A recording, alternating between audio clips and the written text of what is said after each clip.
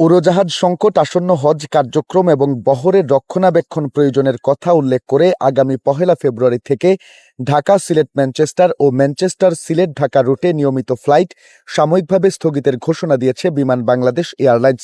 রবিবার জাতীয় পতাকাবাহী সংস্থাটি এক সংবাদ বিজ্ঞপ্তিতে জানায়, বিদ্যমান উড়োজাহাজের সর্বোত্তম ব্যবহার নিশ্চিত করা এবং সার্বিক পরিচালনা দক্ষতা বাড়ানোর লক্ষ্যে পরিচালনা পর্ষদের সিদ্ধান্ত অনুযায়ী এই ব্যবস্থা নেওয়া হয়েছে।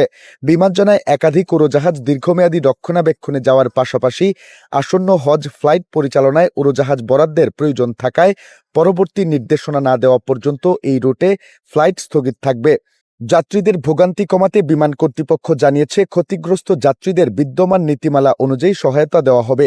এর মধ্যে ঢাকা সিলেট লন্ডন ঢাকা রুটে বিকল্প ভ্রমণ ব্যবস্থা, ফ্লাইটের তারিখ পরিবর্তন এবং টিকিট ফেরতের সুযোগ অন্তর্ভুক্ত থাকবে। এ বিষয়ে সহায়তার জন্য যাত্রীদের ঢাকা ও লন্ডনে বিমানের বিক্রয় কার্যালয়, কল সেন্টার অথবা অনুমোদিত ট্রাভেল এজেন্টদের সঙ্গে যোগাযোগ করার পরামর্শ দেওয়া হয়েছে। সাময়িক এই অসুবিধার জন্য দুঃখ প্রকাশ করে বিমান যাত্রীদের সহযোগিতা কামনা করেছে এবং ম্যানচেস্টার রুটে ফ্লাইট পুনরায় চালু হলে যথাসময়ে গণমাধ্যমের মাধ্যমে জানানো হবে বলে উল্লেখ করেছে।